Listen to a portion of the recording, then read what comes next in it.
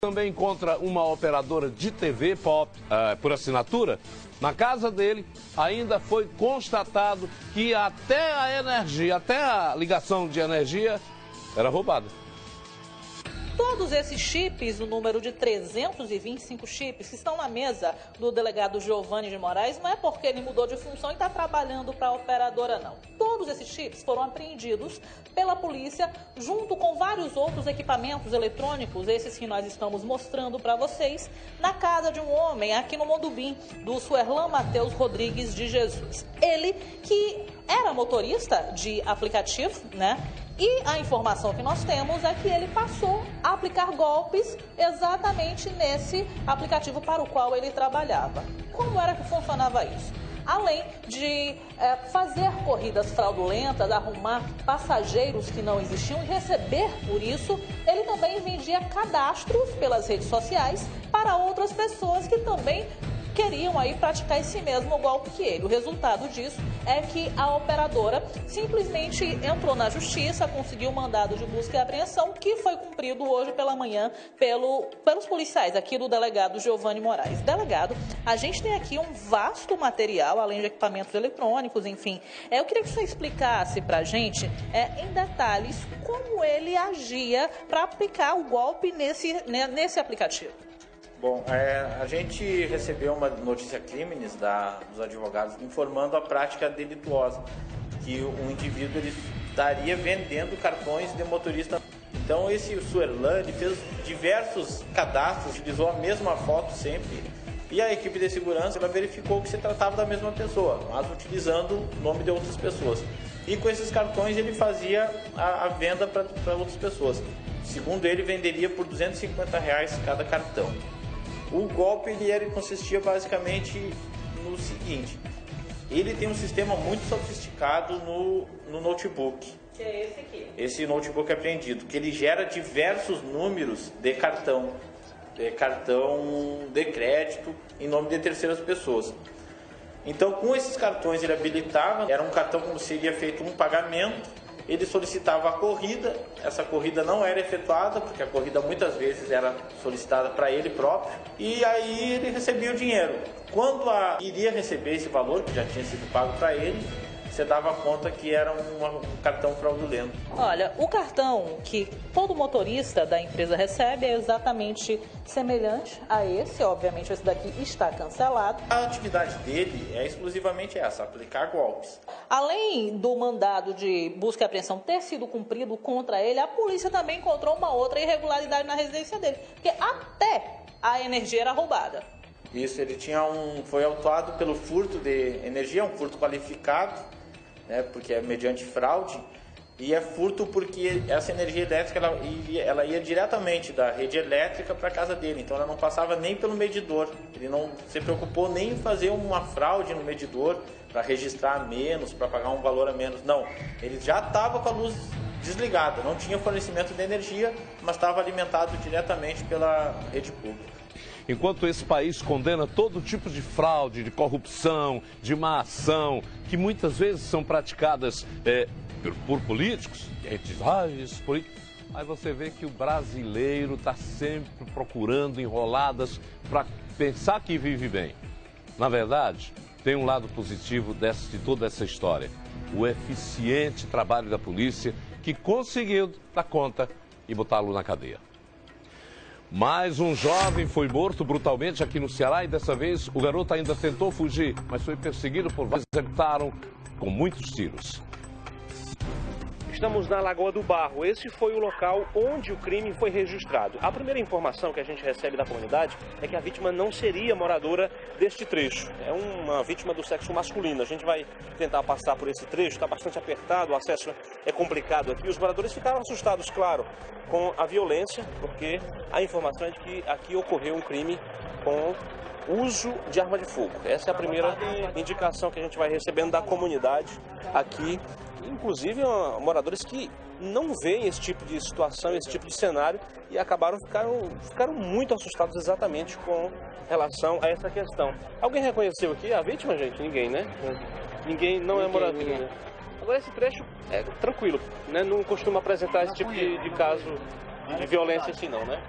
Ele não conhece aqui, né? E é por isso que, exatamente, ó, como não há a ocorrência desse tipo de crime aqui no trecho, é por isso que a comunidade está tão curiosa e tão assustada exatamente com o registro deste caso aqui na cidade de Caucaia. Nós estamos bem perto aqui da comunidade Lagoa do Banana e neste trecho a vítima é possível que ela tenha sido trazida exatamente para ser executada. Nós não tivemos acesso à identificação da vítima, o trabalho ainda continua aqui no local, analisando exatamente todo o cenário, mas conseguimos algumas informações importantes com a comunidade. Aquele trecho onde o corpo está foi o ponto final da ação criminosa, que seria de responsabilidade de um grupo numeroso de homens. O garoto mora na região do Cumbuco, estaria aqui visitando pessoas da família, estava inclusive na casa de um familiar quando o local foi invadido por este grupo. Ele ainda tentou escapar, conseguiu sair da residência e veio correndo aqui por esse trecho e conseguiu aqui visualizar uma oportunidade de se salvar. Entrou nessa travessa, mas logo lá na frente foi alcançado pelos atiradores. Lá ele recebeu muitos tiros e não teve realmente mais nenhuma chance de socorro. Há a indicação de que ele pode ter algum tipo de envolvimento, teria algum tipo de inimizade, mas nós não conseguimos essa confirmação por parte dos agentes de segurança. O fato é que o caso tem a característica de execução e o grupo responsável pelo crime foi bastante corajoso, já que invadiu o local, a informação de que quebraram realmente o espaço todo para tentar alcançar o garoto, mas ele ainda conseguiu fugir, mas na sequência foi capturado. Um fato que assustou os moradores desse trecho e não há aqui ainda a revelação do que pode ter motivado este caso, que assustou os moradores deste trecho, que não vê, como eu dizia e conversava com os moradores, não vê esse tipo de situação já há muito tempo. E isso acaba deixando todo mundo bastante assustado. A família, claro, está acompanhando aqui o procedimento, existe aqui a presença da namorada do garoto, mas ninguém quer contato. A partir de agora, espera-se que esse trabalho resulte na elucidação do caso. Vidas breves que estão indo aí nessa onda da escalada da violência, muitas vezes porque não seguem um conselho, uma orientação. Não entra nessa história não, que a coisa não vai dar para o futuro não. Leva sempre ou para cadeia ou para cova. Tem outro cemitério, que é a mesma coisa de cova. Você que é pai ou mãe, o que faria se saísse de carro para deixar seu filho na escola e ao retornar para o estacionamento se deparasse com o local vazio, porque o carro havia sido levado? Pode imaginar, já dá realmente uma revolta, não é mesmo? Então preste atenção nessas imagens que flagraram uma ação criminosa com essas características.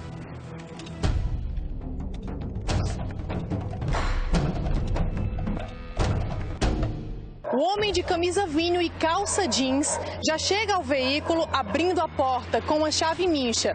Aparentemente, ele é o dono do veículo, mas não se engane. Ele é o bandido que vai subtrair esse carro em plena luz do dia. Depois que ele abriu a porta, o alarme foi disparado. Ele vai até o capô e consegue desativar esse alarme. Entra de novo no veículo e sai como se nada tivesse acontecido no sentido do bairro Parque São José. Reveja mais uma vez a imagem, que é muito nítida. Dá para sim identificar essa pessoa. Ele está trajando uma calça jeans e uma camisa vinho. Ele se aproxima do veículo e com a chave mincha já abre a porta do carro. Logo em seguida, como o alarme foi disparado, ele vai desativar o alarme abrindo o capô do carro. Em seguida, ele engata ré e sai no sentido do bairro Parque São José. O veículo foi estacionado exatamente aqui nessa vaga. O pai de aluno deixou o veículo por volta de 1h da tarde e caminhou aqui pela calçada dessa escola particular localizada na Avenida Cônego de Castro, no bairro Vila Peri. No momento em que ele retornou, o veículo já não estava mais nesse ponto.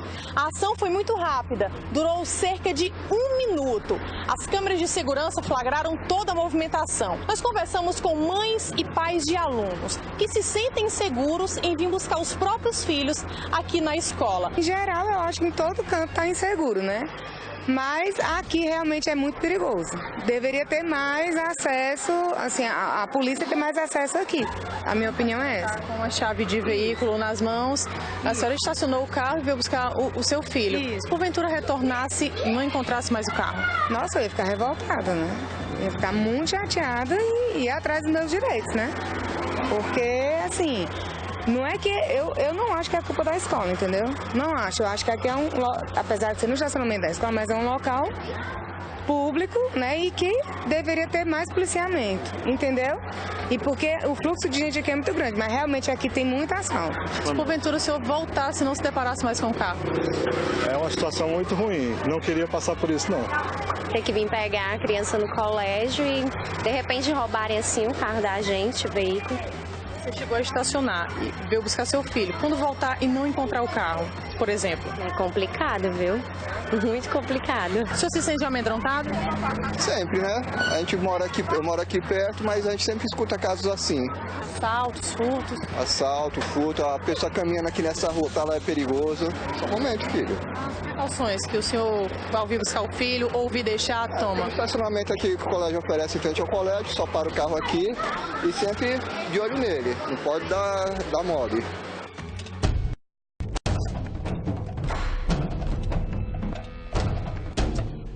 Olha, quando você diz que o problema do Brasil não é o Brasil, mas os brasileiros, é que muita gente gosta de realmente, ao invés de procurar o lado bom, o significado da vida, crescer pela lei, pela ordem, pelo progresso, pelo trabalho, tem gente que se faz realmente, procura pelo lado do crime, agir e tirar proveito em benefício próprio. O problema do Brasil, realmente, como se diz, são os brasileiros. Alguns, claro, tem as exceções, e eu acho que 90% dos brasileiros somos bons. Em nota, a Polícia Militar do Ceará informa: o bairro Vila Peri é atendido pela 1ª Companhia do 21º Batalhão Policial. O comandante daquela área informou que tem conhecimento dos fatos, sim, vai intensificar o policiamento no local. O órgão destaca ainda a importância, sempre nós batemos aqui, que a importância de fazer o boletim de ocorrência na delegacia mais próxima e também a Polícia Civil ter uma estrutura que possa dar garantia, porque, olha, se entra, por exemplo, 100 BO são feitos por dia, não tem estrutura para dar conta, não é? É preciso que tenha um policial agindo para a investigação. Aí precisa de dotar uma estrutura com concurso para a Polícia Civil, a fim de garantir a responsabilidade de um grande efetivo. Um garoto de apenas 15 anos de idade foi capturado no condomínio onde morava e levado para um local isolado onde ele foi executado. De acordo com informações policiais, apesar da pouca idade, o jovem tinha envolvimento com um grupo criminoso. Mais uma vítima dessa onda desenfreada da violência aqui no estado. Aqui no Ancuri, o crime ocorreu neste trecho bastante escuro da BR-020. Estamos no conhecido anel viário. Aqui um adolescente foi assassinado a tiros. A informação é de que ele pode ter sido arrastado, trazido de onde morava, lá no Alameda das Palmeiras, até este ponto. Portanto, cerca aqui de 1 quilômetro, no máximo 2 quilômetros de distância. Ele foi morto a tiros. A perícia está sendo realizada, inclusive, neste momento. Há muitos agentes de segurança aqui trabalhando no caso, tentando realmente confirmar detalhes que eles já têm. A informação é de que um suspeito já estaria capturado e a polícia agora tenta determinar, tenta verificar qual a motivação para o crime. A gente está realmente num trecho aqui de grande movimento, mas de veículos. A escuridão acaba dificultando a existência de uma testemunha, dificultando o trabalho da polícia. Portanto, é bastante complicado. A vítima foi identificada como Douglas Pereira Santos de Souza. Tinha só 15 anos de idade, morava realmente lá no condomínio Alameda das Palmeiras e teria algum tipo de envolvimento com a facção que acaba dominando o território. Ele foi trazido a este ponto e executado com vários tiros. Agora, como eu falava, o trabalho da polícia realmente foi bastante importante. A polícia, sabendo do caso, foi até o condomínio, o território onde o jovem morava e conseguiu, dentro de poucos minutos, capturar um suspeito do caso. A polícia está, inclusive, ainda em diligências sobre este fato e busca agora confirmar realmente o que pode ter motivado, mas ele teria algum tipo de relação com o grupo que domina aquele território. Há uma dificuldade realmente da polícia em evitar esse tipo de crime, exatamente porque os criminosos planejam, são moradores de um mesmo território e alguma indiferença ocorre e eles conseguem realizar o plano que executam. Mas neste caso a polícia agiu muito rápido. E pode, inclusive, dentro de algum tempo, verificar a possibilidade de outras pessoas terem participado desta ação criminosa. Agora, só 15 anos de idade, ele morava exatamente num território onde a violência acabou tomando conta e invadindo o cenário de muitas famílias que desejavam ter paz. Alameda, inclusive, que nós mostramos esta semana aqui no programa como exatamente um local onde houve um evento em que havia a incitação à violência, havia apologia ao crime através de uma apresentação, inclusive feita por um garoto que parece ser inclusive menor que o Douglas. Nós temos algumas imagens aí que mostramos no programa passado, exatamente relatando esta questão, a incitação, a existência de pessoas armadas, pessoas que fazem a apologia ao crime e que estão neste meio, neste cenário que a polícia, na verdade, a Secretaria de Segurança Pública precisa atuar para evitar exatamente crimes contra a vida. Fato realmente que movimentou muitas equipes da polícia e agora com o registro deste caso, deste fato, que é a captura de um envolvido no crime. Olha, todo o trabalho, todo o empenho, todo o esforço do governo no sentido de diminuir os números da violência, de dar maior segurança à área da polícia, tudo vai por água abaixo se não houver também uma colaboração da própria comunidade, da população. Enquanto estiver alguém interessado em participar de grupos criminosos, de atuar ilicitamente, cometendo todo tipo de crime, nós nunca vamos ter a possibilidade de dizer assim, opa, agora a coisa melhorou no Ceará, está tudo mais tranquilo.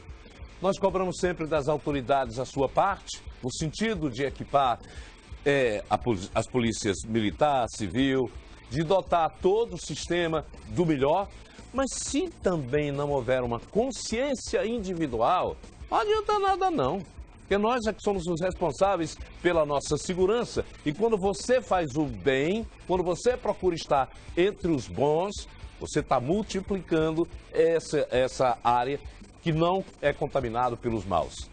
É necessário essa consciência da parte de todos nós. Hoje nós temos um especial de sexta-feira e vamos falar de um ponto que também merece a atenção, que é uma dor de cabeça de todo cidadão. A violência contra as mulheres. Faça um carinho nela.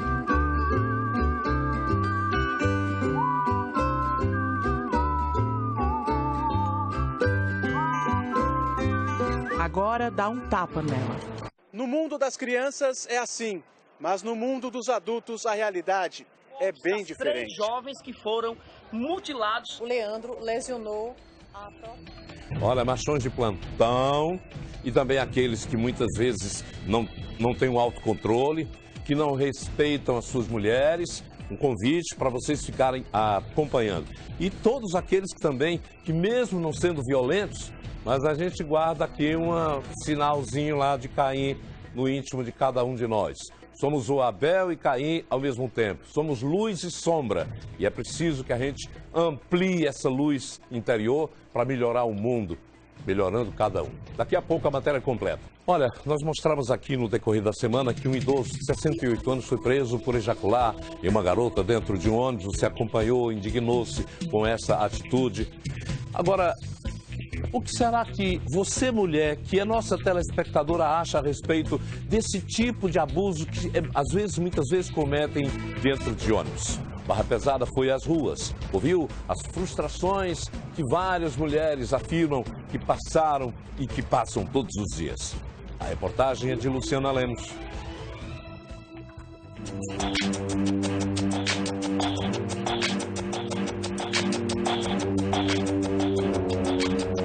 E o caso aconteceu em um ônibus da linha Antônio Bezerra Messejana.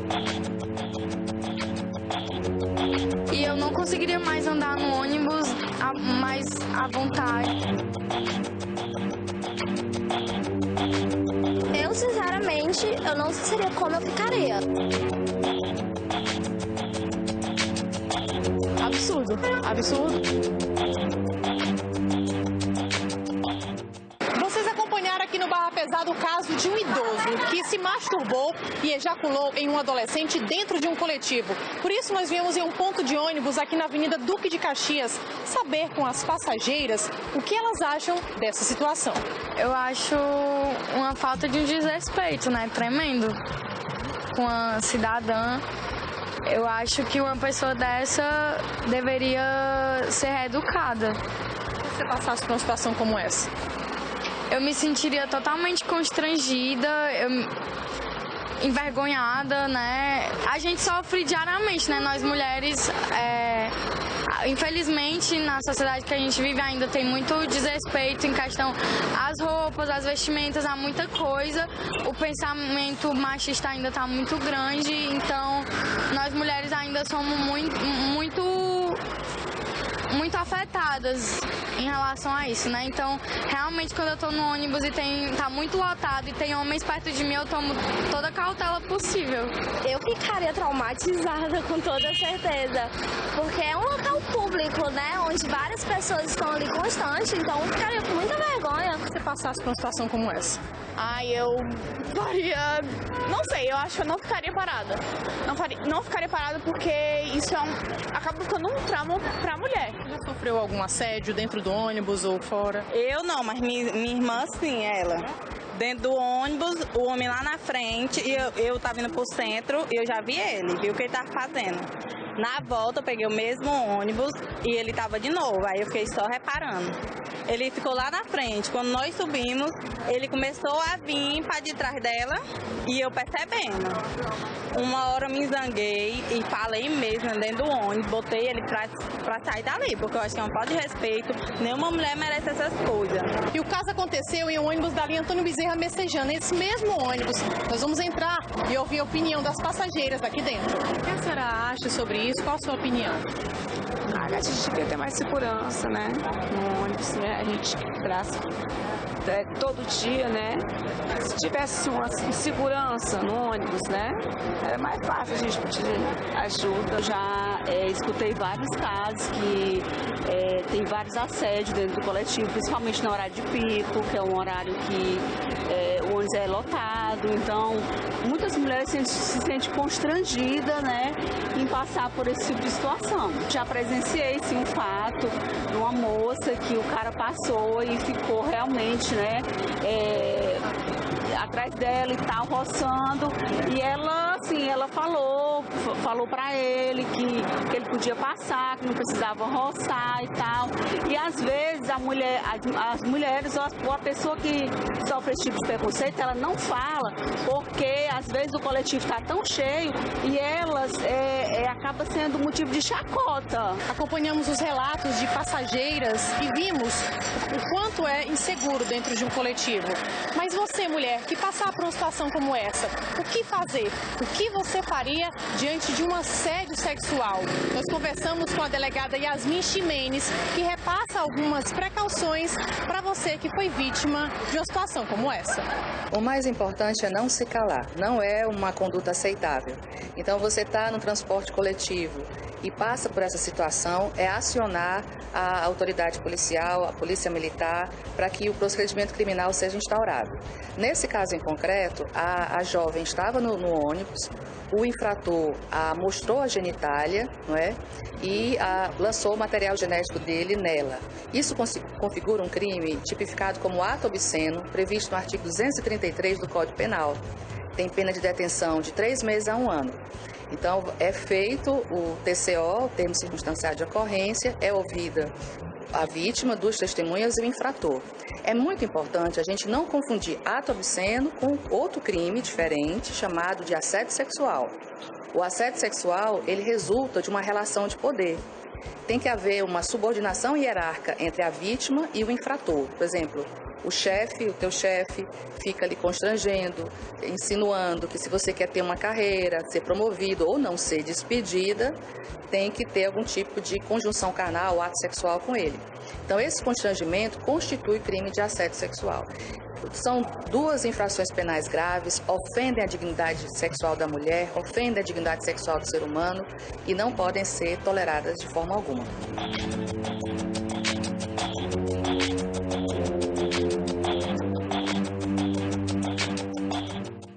Vocês viram aí? Realmente, hoje em dia é preciso toda... sempre devia ter sido assim, mas aos poucos as mulheres estão tirando também aquela velha de ficar calada, com medo, com receio de chegar em casa, contar para o marido e o marido tomar... Hoje em dia tem até falar de um outro que é preciso ter muita cautela. Hoje em dia até mesmo os galanteios que se faz podem ser confundidos também. Então, você de repente... Você passa uma mulher, aí você fica dando piadinhas com elas. Elas podem realmente reverter isso num processo que dá cadeia. Você sabia que a cada hora 503 mulheres no Brasil são agredidas fisicamente? Aqui no Ceará, nos últimos meses, tem crescido o número dessas mulheres vítimas da violência. Só no ano passado, foram mais de 300 mulheres que foram mortas. Quando não são assassinadas, muitas delas são vítimas da violência doméstica. Nesse caso, os próprios companheiros são os acusados dessas agressões. No especial desta semana do Barra Pesada, nós vamos mostrar como essa violência acontece, quais são as consequências e o que é que pode ser feito para mudar essa triste realidade.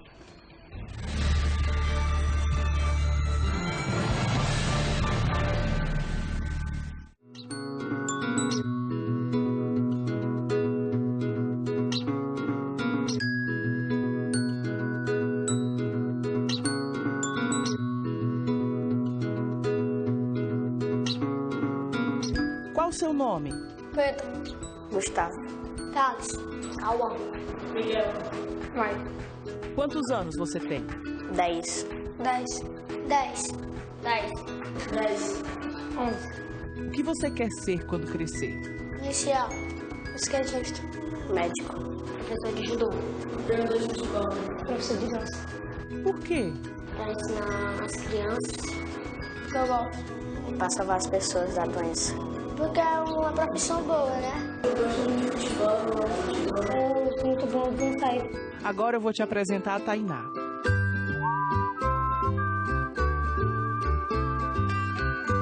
O que você achou dela? Bonita. Bonita. Bonita. Faça um carinho nela.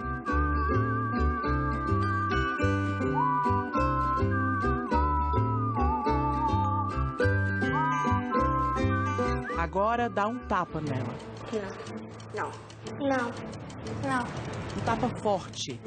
Não. Não. Não. Um tapa. Não pode fazer isso. Não. Se bater em mulher é crime. E por que não? Porque eu não sou mal educado. Porque isso é violência. Porque eu não boto mulher.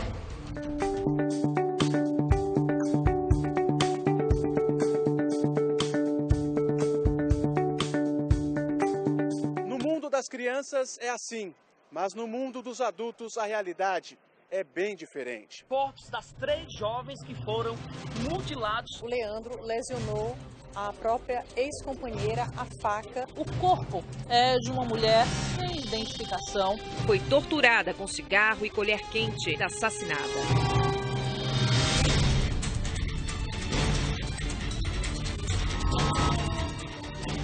Uma pesquisa da Universidade Federal do Ceará, em parceria com o Instituto Maria da Penha, realizada com mais de 10 mil mulheres de 15 a 49 anos dos 9 estados do Nordeste, mostra que 3 em cada 10 mulheres já sofreram algum episódio de violência doméstica ao longo da vida. A violência contra a mulher pode ser classificada em 5 tipos: física, psicológica, emocional, sexual, moral e patrimonial. Aqui no estado, 3 tipos se destacam e causam preocupação. Se você foca nas 3 principais, ou seja, física, emocional e sexual, infelizmente, aqui no Ceará, ele ocupa a 3ª posição, ou seja, é o 3º pior estado em termos de violência emocional e o 4º pior estado em termos de violência física. E também ele fica muito mal ranqueado em termos de violência sexual. Então, de uma maneira geral, o quadro da violência doméstica no Ceará, em termos de prevalência, ou seja, percentual de mulheres que sofrem isso, é realmente muito negativo. Há 2 anos, uma iniciativa voluntária para dar apoio a mulheres vítimas de violência começou em Salvador e chegou ao estado do Ceará. A ONG Tamo Juntas é uma rede que oferece atendimento multidisciplinar de graça. Quem participa da ONG revela que ainda é comum, após procurar ajuda, algumas mulheres desistirem de lutar contra a violência. A gente não julga, porque a gente se coloca no lugar dela, que é muito difícil, né? Ela está naquele momento fragilizada, muito fragilizada, porque às vezes ela está isolada, porque ela não confia em ninguém, a família às vezes é contra ela, ou não sabe, exatamente, porque o machismo, você sabe que o machismo é muito grande. Como se não bastasse, não são poucos os casos de violência doméstica que terminam em feminicídio. Essa é a expressão utilizada para denominar mortes violentas de mulheres por conta do gênero. Uma das vítimas de feminicídio aqui em Fortaleza foi Stephanie Brito, de 22 anos. Ela foi encontrada morta na Lagoa do Mudumbim, no primeiro dia deste ano. A mãe da jovem não consegue conter a emoção ao lembrar da filha, que apenas queria viver feliz para sempre ao lado do namorado que conheceu aos 17 anos. Mas, diferente dos contos de fadas, a história não terminou assim. Ela conta que a filha sofria agressões e tinha muitas vezes a liberdade privada pelo namorado. Apesar disso, a jovem preferiu acreditar na mudança e nunca recorreu às autoridades. A filha vai na delegacia, ela diz, não, mamãe, deixa, isso é briga de casal. Ela sempre dizia isso. Tinha esperança que tudo pudesse mudar. Pudesse mudar. Que ele pudesse mudar, né? Que ele não continuasse fazendo esse tipo de coisa. Mas é aquela coisa, quem vê cara não vê coração. Porque ele era um homem bem parecido, novo, mas não vale nada. O suspeito do crime, Francisco Alberto Nobre Calisto Filho, ex-namorado de Stephanie, é apontado pela Secretaria da Segurança Pública e Defesa Social como o homem mais procurado pela polícia no estado. Além da violência doméstica, nos últimos tempos, mulheres também vêm se tornando vítimas de ações motivadas pela disputa entre grupos criminosos. Em março deste ano, 3 mulheres foram mortas com requinte de crueldade. Após 3 dias de buscas, os corpos das vítimas foram encontrados enterrados em um mangue no bairro Vila Velha, aqui em Fortaleza. O pesquisador José Raimundo Carvalho aponta medidas a serem tomadas pelas autoridades para reverter esse quadro de violência contra a mulher aqui no Ceará. Enquanto não tiver uma repressão que eu chamo qualificada em cima desses gangues de narcotraficantes, enquanto não tiver a dotação da estrutura do Estado, da infraestrutura estadual de atendimento à mulher, por exemplo, a Casa da Mulher, aqui no Ceará, ela está completamente pronta, mas não está aberta, não está funcionando. Se você vai ver a Delegacia da Mulher, no estado do Ceará todo, nós temos apenas 9 delegacias da mulher. Se você pegar as mulheres que têm entre 15 e 24 anos, e comparar 2017 com 2018, foi um crescimento altíssimo, de mais de 5, 6 vezes da violência, né, dos homicídios. Aí eu estou falando já de homicídios contra a mulher. Corpos das 3 jovens que foram mutilados. O Leandro lesionou a própria ex-companheira, a faca. O corpo é de uma mulher sem identificação. Foi torturada com cigarro e colher quente, assassinada.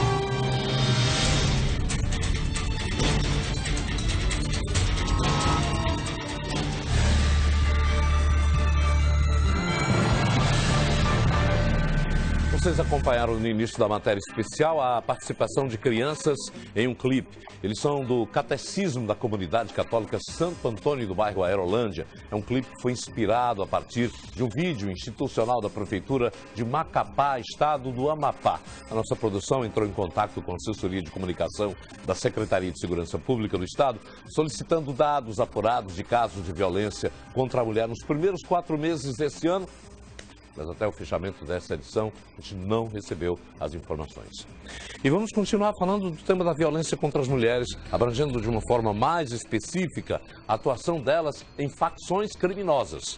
Barra Pesada conversou com um especialista em segurança pública. Ele comentou a respeito do que tem levado as mulheres a entrarem no mundo do crime e apontou medidas que podem ajudar a reverter esse quadro. E sobre esse assunto nós vamos conversar com o general do Exército, Guilherme Teófilo, que é especialista em segurança pública. General, a gente viu aí o grande avanço no número de mortes de mulheres. Nós temos também um evento dentro dessas tristes estatísticas que é o envolvimento de mulheres com a criminalidade e elas sendo alvo. Como o senhor analisa essa situação? Olha, o que mais preocupa aí é a falta de autoridade do governo. O governo há muito já deveria ter feito um planejamento e um trabalho que reduzisse esses índices que estão assustadores no nosso estado. Nós temos dados aí, estatísticas, que revelam que no primeiro trimestre do ano passado, 2017, comparando com o primeiro trimestre de 2018, o aumento geral do índice de assassinatos contra mulheres aumentou 230%. Mas o mais preocupante é a faixa etária de 15 a 24 anos, mulheres jovens, que aumentou 350%, nos colocando como o estado que mais mata mulheres no mundo inteiro.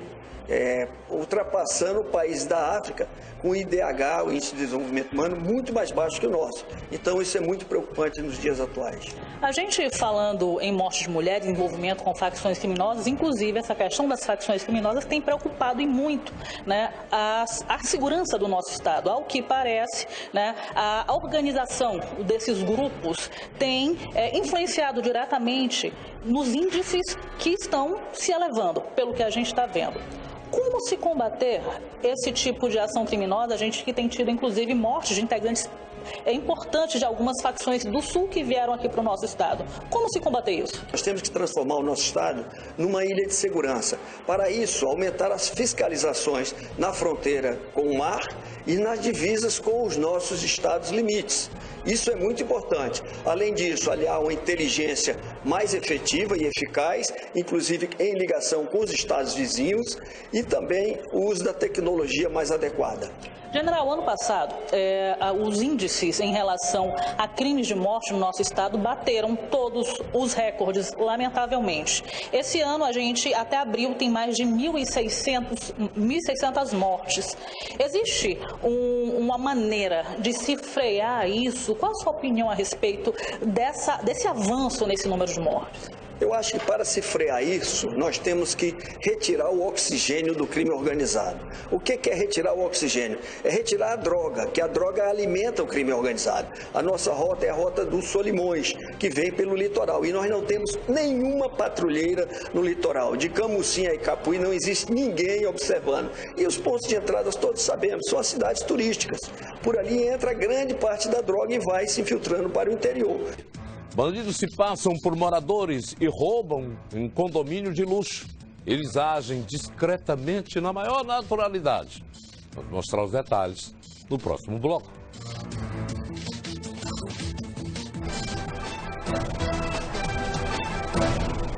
Olha, agora são 12 horas e 54 minutos. A gente está de volta para contar uma tentativa de assalto na manhã de hoje que acabou na morte de um dos acusados. De acordo com relatos de testemunhas, 2 homens em uma moto queriam roubar uma loja. Houve tiros no local e após um dos supostos assaltantes ser atingido, a população o espancou.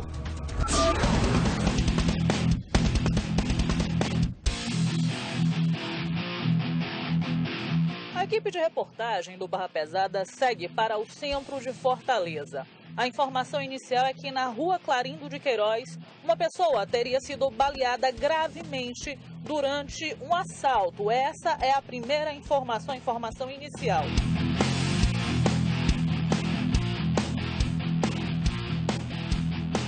Olha, o carro está movimentando aqui toda a região, aqui em frente ao mercado, né?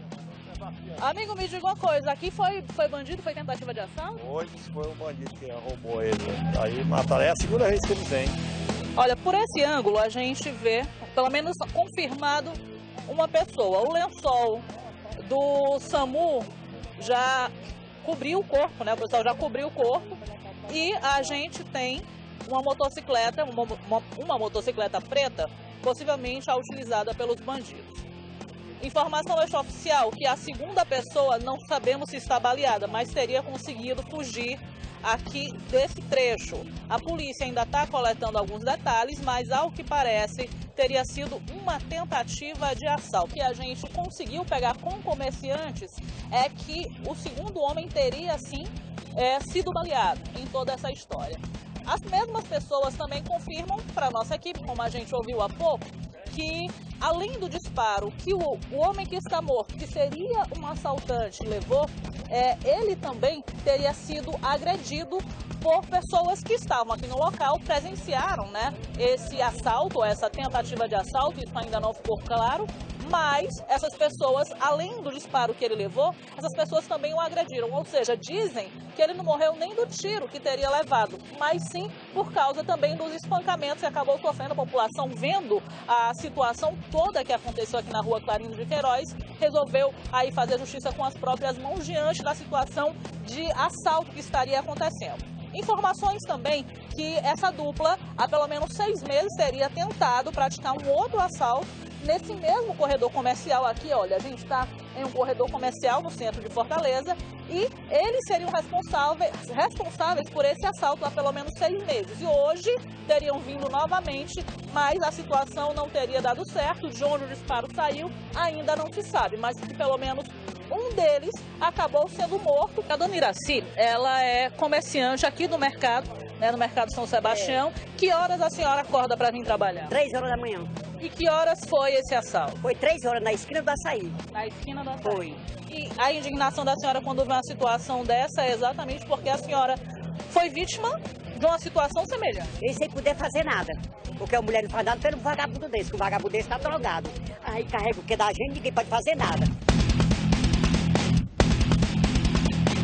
Vamos falar agora de uma ação ousada de bandidos. Sabe onde? Em um condomínio de luxo aqui em Fortaleza. Preste bem atenção, porque eles se passam por moradores do prédio. E aí, eles conseguem praticar as ações criminosas. Acompanhe. Você vai ver que desse veículo vão sair 2 pessoas. Observe bem o detalhe da imagem. Se a gente observar logo do começo, né, o carro para do lado de um outro veículo que já está estacionado. Aí eles vêm muito calmamente e estacionam o veículo. Agora, nós vemos que 2 homens vão sair. Você vê aí o primeiro, né, que já sai do carro. E agora o segundo. Eles vão em direção ao veículo que eles pararam do lado. Vocês vão ver aí no detalhe da imagem, né, são 2 homens que, inclusive, aparentemente estão bem vestidos, né? Aparentam não ser tão jovens assim, e eles abrem o veículo numa facilidade enorme. Né? Vocês veem aí a calma com que eles praticam a ação criminosa em meio a uma rua extremamente movimentada naquela noite. Né? Vocês observam que existem pessoas passando, os veículos trafegando de um lado para o outro, enfim, ou seja, sem qualquer medo de repente, o próprio dono aparecer no momento aí da ação criminosa.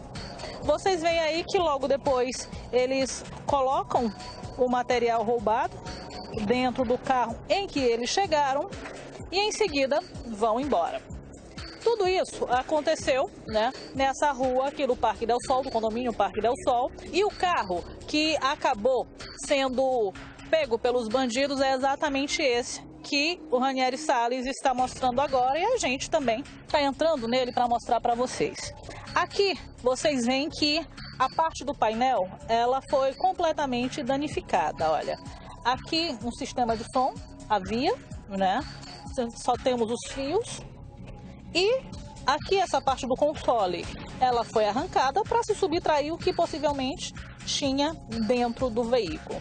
Nós vamos conversar com o dono desse carro, nós não vamos identificá-lo, porque é uma pessoa, é um cidadão que não é a primeira vez que é vítima desse tipo de situação e denuncia que ações de assaltos aqui nessa região têm acontecido com muita frequência. É constante aqui, é assalto direto. Cada rua dessa aqui tem 6 ruas, o condomínio. Todas as ruas já foi assaltantes. Tem uma padaria na outra esquina aqui, foi assaltada 3 vezes. O meu vizinho da esquina ali levaram o carro dela uma vez. Levaram o meu daqui, apontaram a arma antes, entendeu? Levaram o carro até dela aí, que eu estava com o meu dela, e levaram o dela. Bem rápido aí, enquanto a minha filha foi na casa da avó dela, o apartamentozinho ali, não demorou nem uns 20 minutos, 25, porque ela que estava no carro. A gente vê na imagem que eles param, olham o carro. Olha primeiro, depois estaciona na frente desse, na frente assim. Aí volta um, depois sai o outro e abre com facilidade o carro e tira. E a gente vê na hora que ele vai lá, as imagens tem de frente assim, sabe, bem nítido. Daqui eles levaram o equipamento de som do senhor? É, o equipamento de som que é um multimídia, parece, é aqueles que já vem nele, né, que é o original. E arrancaram a tampa aqui também para ver se tinha algum objeto, né? Tampa de valor. Agora, é lógico, o senhor não é a primeira vez que o senhor é vítima de uma situação como essa, sua família é vítima. O que passa na cabeça do senhor? Porque aqui, teoricamente, é um bairro nobre em que o senhor, ao que parece, paga para ter uma segurança. E não tem. Eu pago até um vigia aqui do dia e outro da noite aqui. A gente paga aqui também, nessa rua. Mas lá tem uma vigilância também que eles andam. A viatura também entra, mas demora, no instante sai, faz só uma volta e vai embora. Os registros, eles existem, os moradores, nem todos eles denunciam o que vem acontecendo nesse condomínio, que é um condomínio de luxo. A última vítima foi esse cidadão, né, que teve o carro arrombado por homens que chegaram na maior tranquilidade, entraram no veículo e levaram o equipamento de som, fizeram um estrago grande aqui no veículo, ou seja, o cidadão paga para estar em um condomínio que é considerado um condomínio de luxo, paga para ter uma segurança e mesmo assim a situação não é essa. Faz um mês que o coordenador de call center, Wellington Matias, foi morto vítima de bala perdida durante troca de tiros entre polícia e bandidos. O repórter Denis Barbosa conversou com a mãe do jovem que contou detalhes dos projetos que ele tinha para o futuro. Ela falou ainda sobre a dor de ter que conviver com a ausência do filho. Wellington Matias de Souza, há 30 dias, perdeu a vida, vítima da violência em Fortaleza. Estava na José Bastos e foi vítima de uma bala perdida. 30 dias depois do caso, a gente reencontra a senhora Fátima, a mãe, que está na residência de onde, há 5 meses, o Wellington saiu para morar sozinho, uma nova etapa da vida. Mas certamente a mãe estava de olho, sempre atenta e com muita saudade. Agora então... Sim, ele mudou-se dia 14 de janeiro, estava com 5 meses que ele estava morando lá na João Pessoa. Mas o nosso contato continuou o mesmo, sabe? Todo dia nos falávamos, 2, 3 vezes na semana à noite ele vinha sempre aqui me ver a avó dele, principalmente que ele era louco pela avó.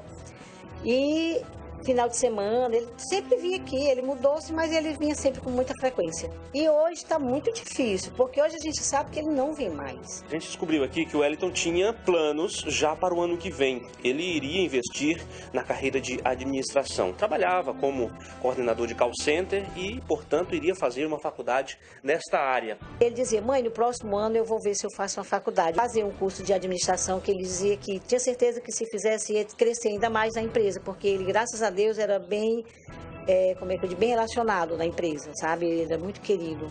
Ele era uma pessoa assim muito desinibida, muito simpático e muito inteligente.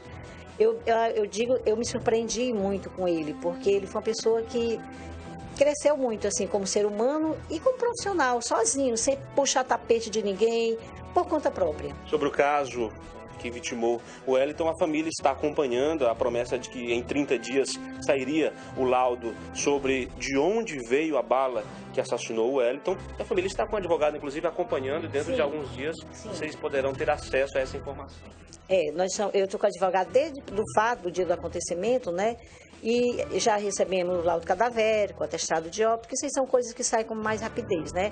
Mas o laudo da balística ainda não saiu. Eu acredito que por toda essa próxima semana tenhamos alguma posição de concreto. Qual é o sentimento da senhora? É de que haverá justiça para esse caso? Sim, isso eu não descarto a possibilidade, não. Isso aí eu não descarto porque eu não vou desistir. É um direito que me assiste, eu vou procurar, eu não quero vingança, eu quero justiça, certo? Porque eu quero acreditar que a bala que atingiu meu filho, ela não foi direcionada para o meu filho, certo?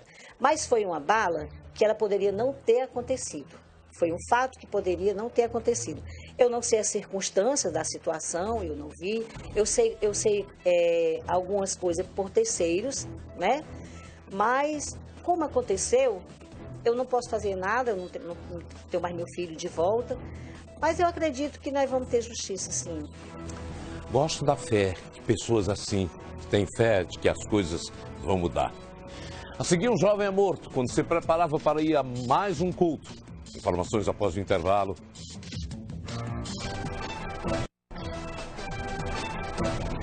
13 horas 10 minutos, um jovem de 17 anos que no ano passado ele tinha envolvimento com crime, tentava mudar de vida, passou a frequentar a igreja.